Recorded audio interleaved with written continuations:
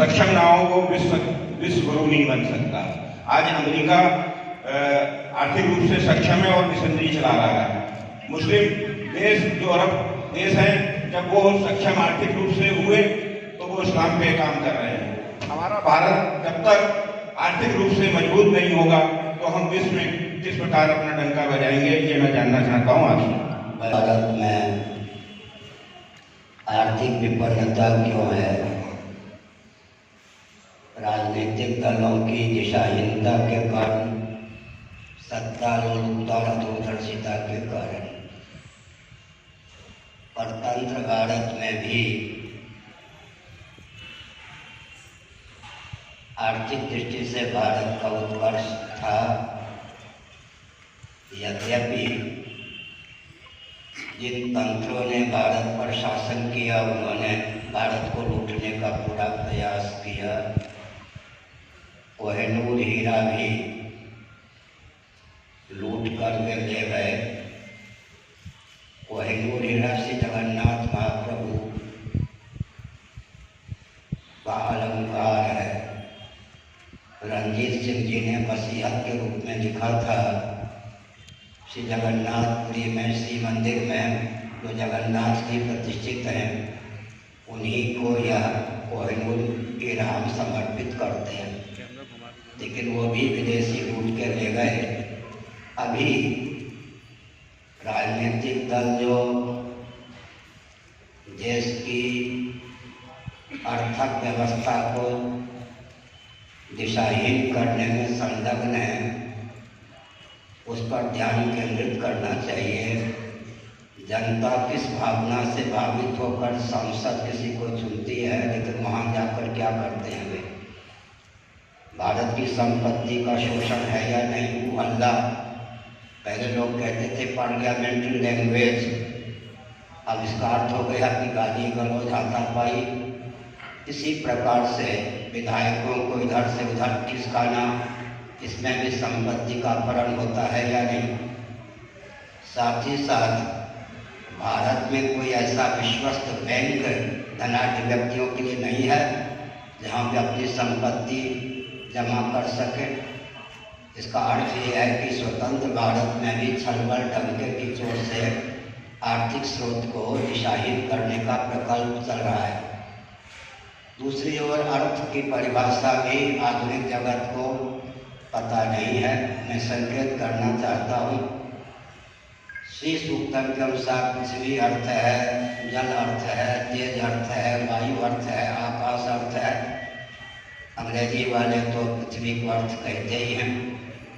साथ ही साथ परम अर्थ परमात्मा की जो भी अभिव्यक्ति है, हमारे यहाँ उसको अर्थ की संज्ञा दी गई है। परम अर्थ परमात्मा की प्राप्ति में साक्षात अथवा परंपरा से जिसका उपयोग हो उसका नाम अर्थ है। श्रीमद् भागवत के 12वें स्कंद के 23वें अध्याय में द्यूत, जुआ, लॉटरी, सट्टा, मद्य, नशीली वस्तु, इन सब 15 वस्तुओं के चपेट से कदाचित कोई अर्थ को मुक्त कर सके तब अर्थ का नाम अर्थ होता है, अन्यथा अनर्थ होता है। भारत का कच्चा माल 100 रुपये केजी अगर बाहर जाता है तो 1 लाख रुपये केजी भारत उसको खरीदता है। दलाली में हमारी अर्थव्यवस्था संतुलित नहीं हो पा रही है। चीन के लिए, अमेरिका के लिए भी भारत एक मजबूत अर्थ का स्रोत है। ओबामा का नाम मैंने लिया था कहीं, जब वो भारत की यात्रा करने वाले थे तब उन्होंने कहा था कि विश्व मंच पर भारत जैसा मार्केट हमको नहीं मिल सकेगा। अमेरिका के राष्ट्रपति भी भारत आते हैं अर्थ का स्रोत ढूंढने के लिए।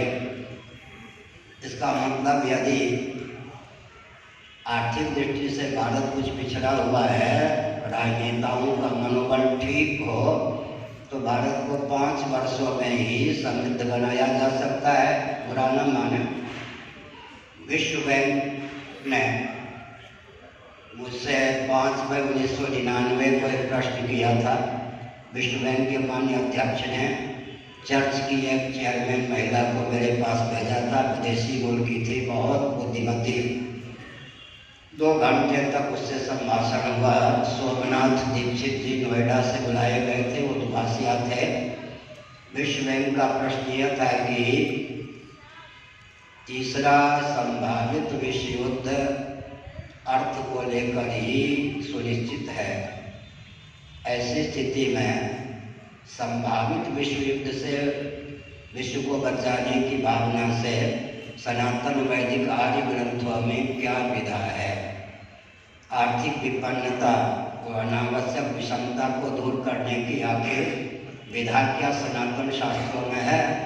मैं संकेत करना समझता हूँ उचित। लगभग 27 वर्ष पूर्व विश्व बैंक इस निष्कर्ष पर पहुंचा था कि संभावित विश्व युद्ध तीसरा आर्थिक विपन्नता और अनावश्यक विषमता के कारण ही होना है। साथ ही साथ आपको सुनकर आश्चर्य होगा, विश्व में कोई भी राजनीतिक तंत्र, दल, खेमा ऐसा नहीं है जिसके पास संभावित विश्व युद्ध को रोकने की कोई विधा हो। ऐसी स्थिति में अपनी भावना के अनुसार उसने विश्व में धार्मिक जगत को 13-14 भागों में विभक्त किया था और भारत में उन्होंने अपनी ओर से मेरा नामांकन किया कि वे इस समस्या का समाधान कर सकते हैं। 27 वर्ष पहले विश्व बैंक का ध्यान इधर गया, भारत के केंद्रीय और प्रांतीय शासन तंत्र का ध्यान अभी भी उधर नहीं जा रहा है। इसलिए मैं संकेत करता हूँ, नमूना देता हूँ, 5 वर्ष में भारत का गांव भी स्वतंत्र हो सकता है। लेकिन ये पलायन की क्या विधा है? वनवासी वन को छोड़कर स्मार्ट सिटी के नाम पर किधर भाग रहे हैं? शहर की ओर। गाँव वाले भी गाँव में रहना पसंद नहीं करते। इसका मतलब क्या हुआ? पलायन की शिक्षा दी जा रही है, तो आर्थिक विपन्नता होगी या नहीं? साथ ही साथ एक प्रांत के जब 3 प्रांत बना दिए जाएंगे और एक जिले के 3 जिले बना दिए जाएंगे तो भूमि पर चोट पड़ेगी या नहीं? कलेक्टर चाहिए, कमिश्नर चाहिए, एसपी चाहिए, डीजी चाहिए, आईजी चाहिए, सबके लिए भवन चाहिए या नहीं? इसका मतलब क्या है? भूमि तो सीमित है भारत में, वो मार किस पे पड़ेगी? ये विकास है या विनाश है? क्या है, इस पर विचार करने की आवश्यकता है। जैसे कोई व्यक्ति होता है, मालूम है कि घर में आमदनी कम है, आमद कम खर्चा ज़्यादा, ये लक्षण दिख जाने के हैं। ताकत कम गुस्सा ज़्यादा, यह लक्षण दिख जाने के हैं। वो व्यक्ति अपनी आय की सीमा में हाथ पांव चलाता है। भारत की आर्थिक व्यवस्था का आकलन ठीक से करके राजनीतिक दलों का काम होता है, धनाढ्य व्यक्तियों का काम होता है ऐश आराम में राष्ट्र की संपत्ति का दुरुपयोग न करें। मैं संकेत करता हूँ 3 प्रकार विशेषज्ञों से परामर्श, 1 परिश्रम, 2 परस्पर के सहयोग से प्राप्त सामग्री, 3 प्रकार का मैंने नाम दिया। किसी भी क्षेत्र में जाइए, वहाँ की जो समस्या है उसकी सूची बना दीजिए। समस्या क्या होगी? समस्या का वर्गीकरण मैं करता हूँ। अन्न संबंधी समस्या हो सकती है, भोजन, वस्त्र संबंधी समस्या हो सकती है, आवास संबंधी समस्या हो सकती है, भोजन, वस्त्र, आवास, शिक्षा, स्वास्थ्य, यातायात, उत्सव, त्योहार, रक्षा, सेवा, न्याय, विवाह। समस्या के तो यही भेद हो सकते हैं ना।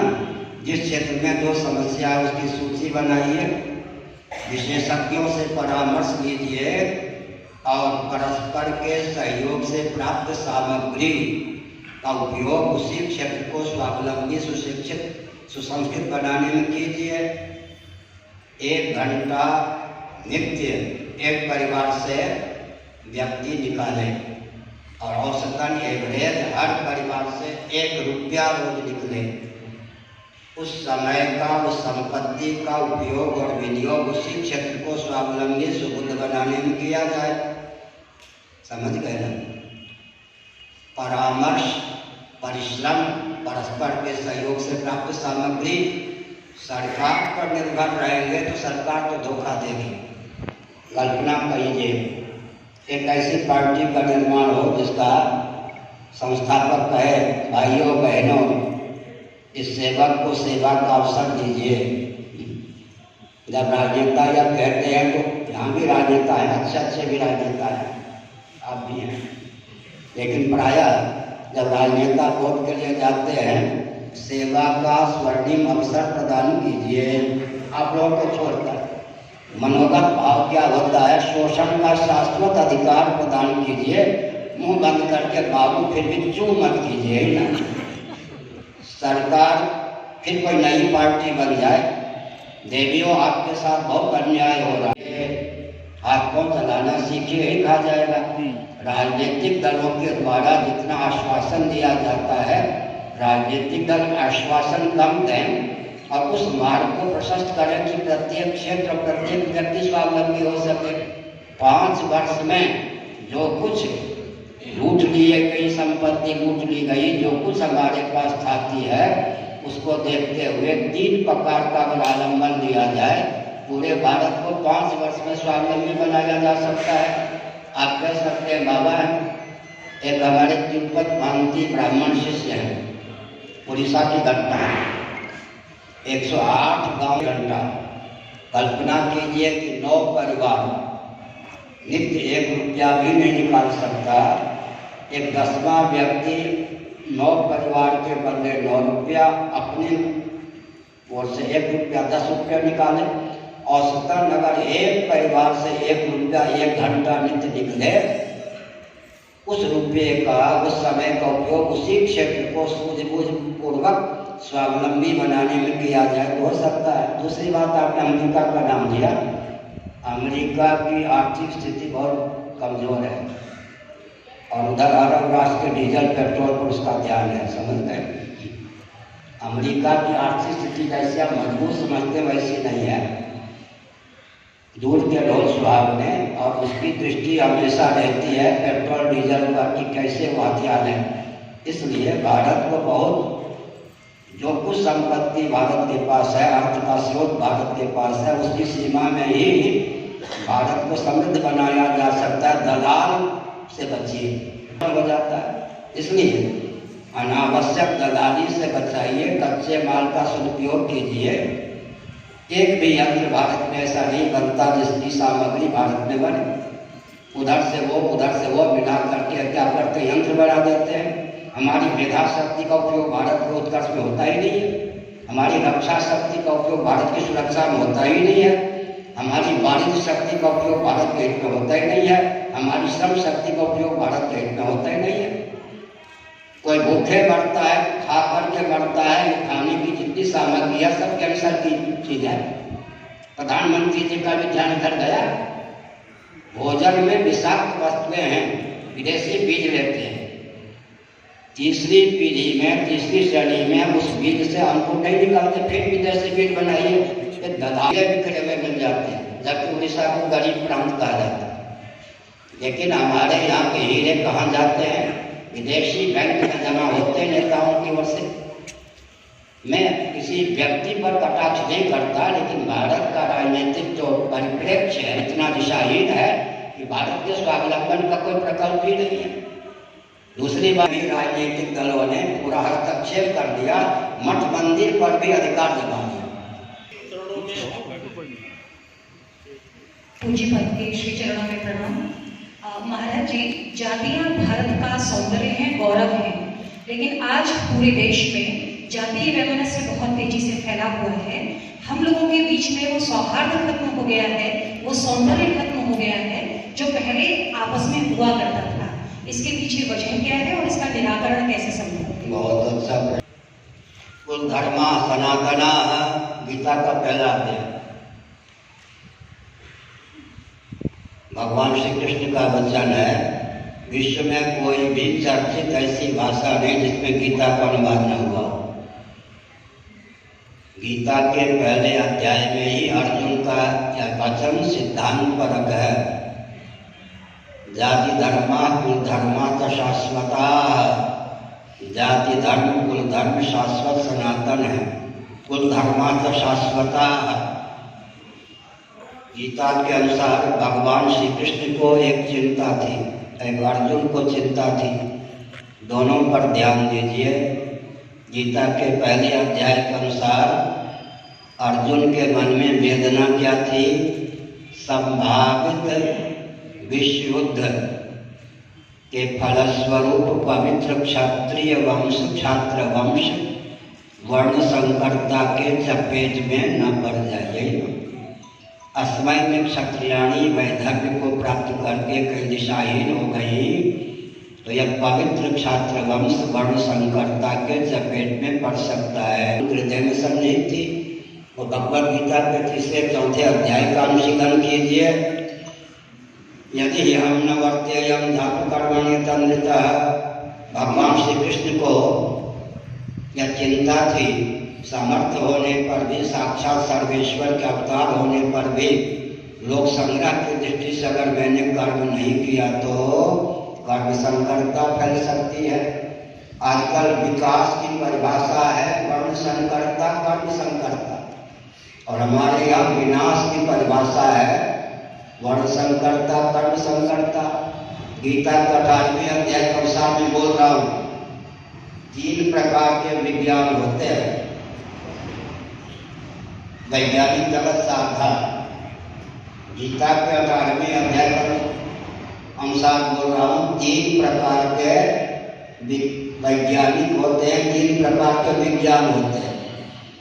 तमोगुण की प्रगल्भता की दशा में बुद्धि में जो ज्ञान विज्ञान उद्भूत होता है सर्वथा विपरीत होता है। उसी में यह भी है कि जाति मारक है, जाति ने हिंदुओं का अस्तित्व आदर्श को बर्बाद कर दिया, ये विपरीत बोध है। मैंने कल उदाहरण दिया था कहीं, ये बुद्धदंड है। किस विश्वविद्यालय में इनको प्रशिक्षण की प्राप्ति हुई कि बुद्धदंड पर ही नहीं, शरीर के किसी अंग या प्रत्यंग पर भार की संभावना हो, उठने फूटने की चिंता किए बिना अपने आप को यूं कर दो। परंपरा प्राप्त विसर्ग सिद्ध संस्कार संवेद ये बुद्धदंड है। इनमें क्षत्रियोचित बोध स्वभाव से है या नहीं? हमने संकेत किया, क्या संकेत किया? हमने यह संकेत किया कि तमोगुण की प्रगल्भता की दशा में जो ज्ञान विज्ञान उद्भूत होता है सर्वथा विपरीत। भय को व्यक्ति अभय, अभय को व्यक्ति भय समझता है, विकास को विनाश, विनाश को विकास समझता है। ऐसे ही रजोगुण की प्रगल्भता की दशा में जिस ज्ञान और विज्ञान का उद्भव होता है यथावत प्रजानाति, सर्वथा यथार्थ भी नहीं, सर्वथा अयथार्थ भी नहीं, बीच का। सत्वगुण की भूमिका में जो ज्ञान विज्ञान उद्भूत होता है उसका दूध पानी का पानी है।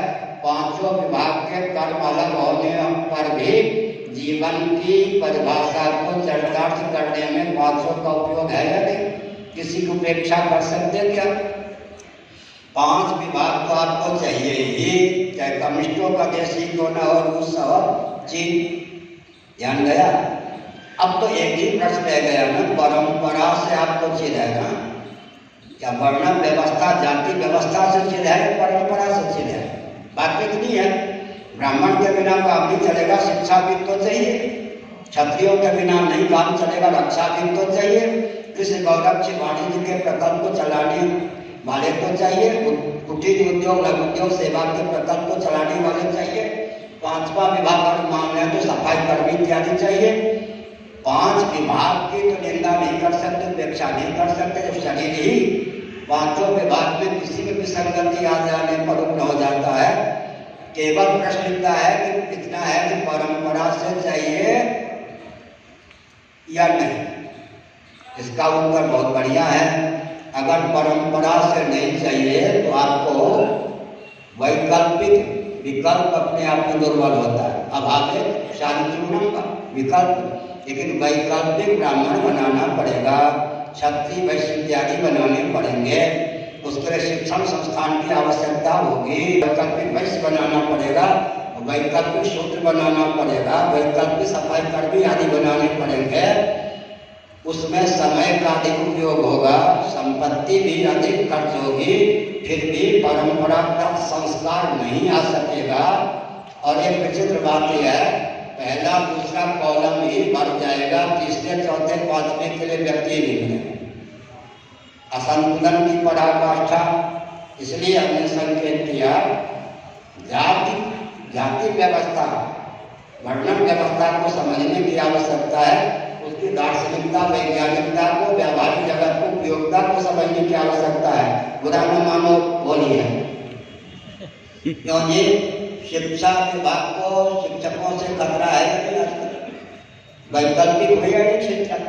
कल मैंने बताया था वैकल्पिक राजतंत्र अंग्रेजों ने पाल के रखा है या नहीं? वैकल्पिक व्यासतंत्र जी के माध्यम से पाल के रखा है या नहीं? दूसरे ढंग से मैं कहता हूँ, शिक्षा व्यवस्था को वैकल्पिक शिक्षकों से खतरा है। गुरुकुल की परंपरा जो थी उसमें, अच्छा बुरा मत मानना, रक्षा व्यवस्था को वैकल्पिक क्षत्रियों से खतरा है, पुलिस वगैरह से। ये पठानकोट की बात है जी, ये सैनिक से नहीं रहा गया, उसने अपने कमांडर का हाथ काट दिया। बाहर से वार हो रहा था, आज्ञा नहीं दे रहा था फायरिंग करने के। पठानकोट की बात है, 10-12 साल पहले की बात होगी, है नहीं? रक्षा व्यवस्था को खतरा किससे है? वैकल्पिक क्षत्रियों से। अरे उद्योगपतियों से अर्थव्यवस्था खतरा है या नहीं? एक व्यक्ति 10,000 पीढ़ी में धन बटोरता है, कोई व्यक्ति भूखे मरता है। हमारे यहाँ वैश्य वृत्ति है नहीं थी। एक वैश्य सोचता था इस मोहल्ले में अगर कोई अन्न के अभाव में भूखे सो गया तो मेरा वैश्य कुल में जन्म लेना निरर्थक है।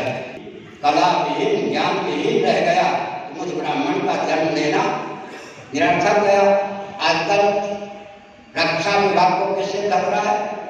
ध्यान गया है? बुरा मत मानो, लाल बहादुर शास्त्री से बहुत अच्छे थे। हमारे सैनिक युद्ध जीतते हैं और ऐसी कमरे में ताशकंद वार्ता इत्यादि समझौता करके हमारे सैनिकों की विजय पर पानी फेरने वाले राजनेता होते हैं नहीं होते? ध्यान गया है? उनका क्या जाता है? नागरिक प्यारे व्यक्ति मार दिए जाते हैं, ये समझौता कर लेते। रक्षा विभाग से ही रक्षा को खतरा है और उद्योगपति बनते हैं। हमारे यहाँ वैश्य होते थे, कृषि गौरव से वाणिज्य। इसका मतलब अर्थक व्यवस्था सदा संतुलित रहे, बल्कि इतनी सोने की चिड़िया के रूप में भारत की ख्याति हो। इसका अर्थ क्या? अर्थक व्यवस्था को उद्योगपतियों से खतरा है या नहीं? और जो बुरा मत मानो, स्वयं सेवा क्या है? ये सेवा के प्रकल्प बनाए गए विकल्प है, इन्हीं से सेवा को खतरा है या नहीं? इसका अर्थ क्या हुआ? अब मैं शंकराचार्य, मेरा विकल्प बना कर दिखा दो। नरसिंहराव ने मेरा विकल्प बनाया और अशोक सिंघल जी आदि ने भी विकल्प बनाया। एक भी विकल्प काम देता है? बनाए गए शंकराचार्य भी काम देते हैं? भाजपा की शंकराचार्य, कांग्रेसी शंकराचार्य भी काम देंगे तो उनका दायित्व निर्वाह कर सकेंगे। शंकराचार्य का विकल्प बना के दिखा दो। वो क्या शंकराचार्य के विकल्प हो सकते हैं? दलाई लामा क्या शंकराचार्य के विकल्प हो सकते हैं? तो हमने कहा विकल्प भी काम देता है। खानदानी क्षत्रिय अयोध्या से हो गए थे राम जी और लक्ष्मण। सीता जी का अपहरण हो गया, लीला व्यक्ति की जीविका जन्म से आरक्षित है। भाषा समझ में आती है? वहाँ आर्थिक विपन्नता हो गई है। अब जाति को मत मानिए तो हर व्यक्ति की जीविका जन्म से आरक्षित होगी या नहीं? कोई कलकत्ता भगेगा, कोई बम्बई भगेगा, कोई इंग्लैंड भगेगा, कोई अमेरिका भगेगा, कोई पेरिस भगेगा, कहाँ भगेगा या नहीं भगेगा? ऐसी व्यवस्था की कल्पना कीजिए जहाँ हर व्यक्ति की जीविका जन्म से आरक्षित है। आर्थिक विपन्नता होगी या नहीं? अनावश्यक विषमता होगी या नहीं? और ऐसी व्यवस्था की कल्पना कीजिए जहाँ हर व्यक्ति की जीविका जन्म से सुरक्षित है, आर्थिक विपन्नता का कोई प्रश्न होगा? इसलिए हमने कहा कि इस रॉकेट, कंप्यूटर, एटम, मोबाइल के युग में भी सनातन परंपरा प्राप्त जाति, तो जाति को नहीं मानेंगे तो मोक्ष का मार्ग, लौकिक उत्कर्ष भी नहीं होगा, पारलौकिक उत्कर्ष भी नहीं होगा, तो परमात्मा की प्राप्ति का मार्ग भी उत्कर्ष नहीं होगा। मैं प्रयोग कर रहा हूँ, तो डरना नहीं, आत्म एटम नहीं। भौतिकवादियों की पोल पट्टी खोल दो, बहुत से झुकाता हूँ मस्तक गुरु के चरण। मैं सभी प्राणियों की ओर से महाराज जी से ये प्रार्थना करना चाहता हूँ कि महाराज जी समस्त जो गड़बड़ियाँ हैं उनको दूर करते हुए और परमात्मा से मिलने का एक कोई ऐसा मिक्सचर, कोई ऐसी दवाई, कोई ऐसी गोली महाराज जी ठीक है। बताएं जिससे कि हम सबका आसानी से कल्याण हो। कल भी अपेक्षा मत कीजिए, परम जीवन जीविका के लिए न हो, जीविका जीवन के लिए हो। जीवन हो जीवन धन जगदीश्वर की प्राप्ति के लिए। जगदीश्वर की प्राप्ति का अर्थ क्या होता है? मृत्यु जड़ता दुख पर सदा के लिए विजय। क्योंकि भगवान सच्चिदानंद है। मैं एक उदाहरण देता हूँ। अग्नि तत्व दाहक और प्रकाशक है। अग्नि को प्रज्वलित करके उसके पास बैठ जाइए, दाह के प्रभाव से सर्दी के चपेट से मुक्त हो जाएंगे, प्रकाश के प्रभाव से अंधकार भटकने से मुक्त हो जाएंगे। आस्तिक नास्तिक वैदिक अवैदिक स्थावर जंगम जितने प्राणी हैं सबकी अंतर्निहित भावना क्या है? मृत्यु पर विजय है। जीवन के लिए जीवन धन जगदीश्वर के लिए। इस तथ्य को ध्यान में रखें तो जीवन कभी दिशाहीन नहीं होगा। बस एक प्रश्न भारत की ओर से बोल रहा हूँ। नीति और धर्म ये पर्यायवाचक शब्द है या नहीं? अनीति और अधर्म ये पर्यायवाचक शब्द है। राजनीति के लिए मनुस्मृति महाभारत में किन किन शब्दों का प्रयोग हुआ है उस पर विचार कीजिए। राज धर्म, छात्र धर्म, दंड नीति, अर्थशास्त्र या अर्थ नीति। फिर से सुनिए, राजनीति 1, राजधर्म 2, छात्र धर्म 3, अर्थनीति 4, दंड नीति 5। ये 5 शब्द हैं। राजनीति की विश्व स्तर पर वेदादि शास्त्र सम्मत परिभाषा क्या हो सकती है? सुसंस्कृत, सुशिक्षित, सुरक्षित, संपन्न, सेवापरायण, स्वस्थ, सर्वतत्पर व्यक्ति और समाज की संरचना। अब रह गई बात संत। संत का अर्थ आप मानते हैं, संत वेशधारी है ना। संत माने मानवोचित शील संयम स्वभाव से युक्त। लेकिन आजकल की प्रसिद्धि के अनुसार संत वेशधारी यही ना। जैसे हमारे आदित्यनाथ योगी जी लाडले प्यारे हमारे हैं 27-28 साल से परिचित है, यही आप कह सकते हैं संत वेशधारी। अगर राजनीति में कोई संत प्रविष्टि हो जाते हैं, उन्माद न फैला करके राजनीति में 4 चांद लगा देते हैं, तब उनका राजनीति में जाना अशोभन नहीं है। लेकिन आखिर हाईकमान के सामने तो उनको झक करके नतमस्तक होकर के रहना ही पड़ेगा। जो कुछ त्रुटि थी वो उनका उन्माद, उनके शासनकाल में जो अच्छाई थी। गुप्त तथ्य है, मनुस्मृति को अंग्रेजी का अंग्रेजी में अनुवाद करवा के वो शासन करते थे। उनके शासन काल में जो अच्छाई थी वो मनुस्मृति के कारण थी। मैंने एक संकेत किया। लेकिन जिसके कारण हमारे अस्तित्व आदर्श की रक्षा होती थी, उनके प्रति हमारे हृदय में आस्था उत्पन्न कर दी गई। गुरुकुल की स्कूल की परंपरा से शिक्षा पद्धति में विकृति आ गई। लोग उसी का कारण तो सब प्रकार की दिशाहीनता है। एक संकेत और करता हूँ, विस्तार पूर्वक उत्तर नहीं, समय पर्याप्त हो गया। विवेकानंद जी का नाम आपने सुना होगा। उन्होंने एक संस्मरण लिखा या बोला कि मैंने पाश्चात्य दर्शन का पहले अध्ययन किया, भारतीय दर्शन का बाद में अध्ययन किया।